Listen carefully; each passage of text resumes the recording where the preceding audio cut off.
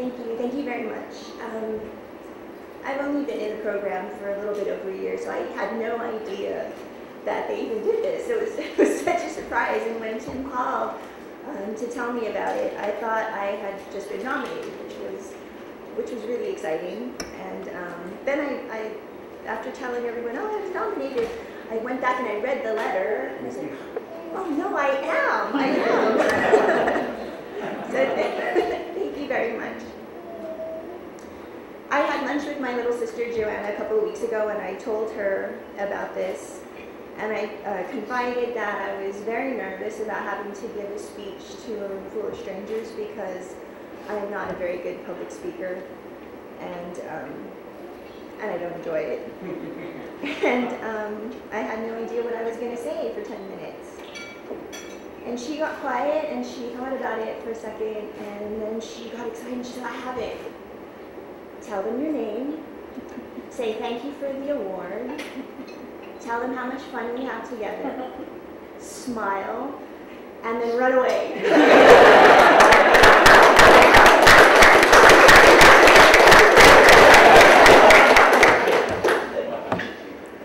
So it's very, very wise advice from a young, bright 11-year-old. Let me tell you a little bit about my little sister. Her name is Joanna. She's 11 years old. She'll be 12 on March 20th. She comes from a very large family. She's got 6 siblings. She might have 7 or 8. I'm not really sure because in micro-Asian families it's very common for extended family members to actually become siblings.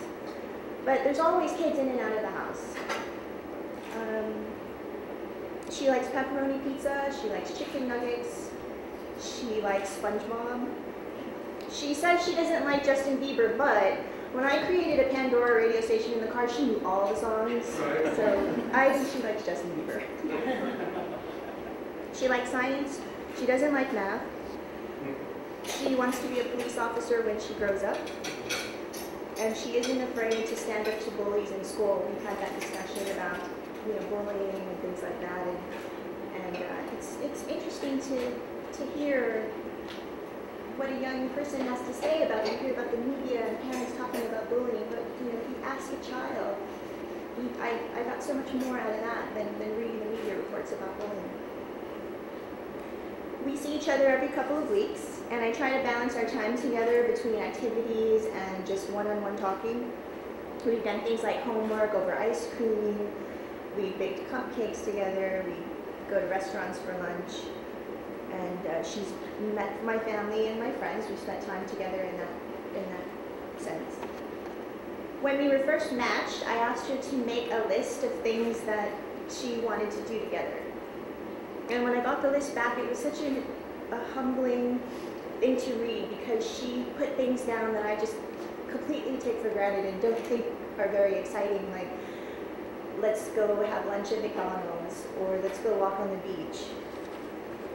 And I didn't know at the time that she rarely leaves her neighborhood because her family doesn't have a car.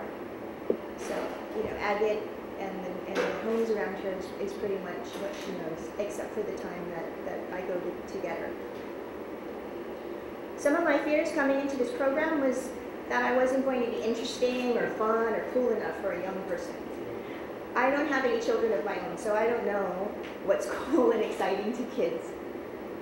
I feared also that I would not be able to let go of the seriousness of being an adult in order to relate to an 11-year-old girl.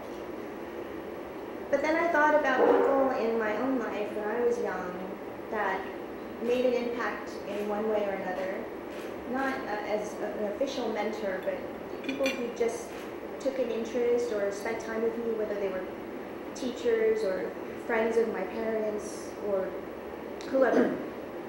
And I realized that I remember them now because they were genuinely kind and interested in me, in what I was doing and what I thought, and treated me like a young adult and not as a child. And they gave me their time. And as an adult now, I know how valuable our time is. We're busy. So in a lot of ways, your time is a lot more valuable than your money or the presents and things like that. Those are the things that I remember. In the beginning, she was very shy and she didn't have a lot to say, and it was at times very discouraging because then it just came back and I felt 11-year-old. I felt like I was 11 and I really wanted this girl to like me. But after time, after sticking with it, she started to come out of her shell, and now she's comfortable enough to call me every week to say hello and to let me know how things are going. And it's amazing how much of an impact so little of my time is making in one person's life.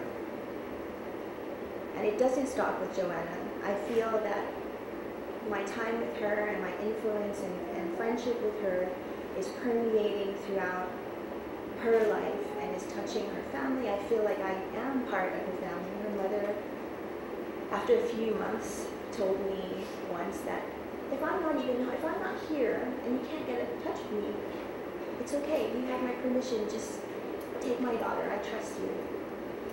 And it was such an honor because she's not my daughter, but here is another woman saying, I trust you completely with my daughter because of the work you're doing, and I see that you have her best interest without having to say that. So I can see that the time I spend with her also benefits and touches other areas of her life. So to all of you bigs here in the room today, and to everyone at Big Brothers Big Sisters of Guam, and Tim, Vanessa, everyone, thank you so much.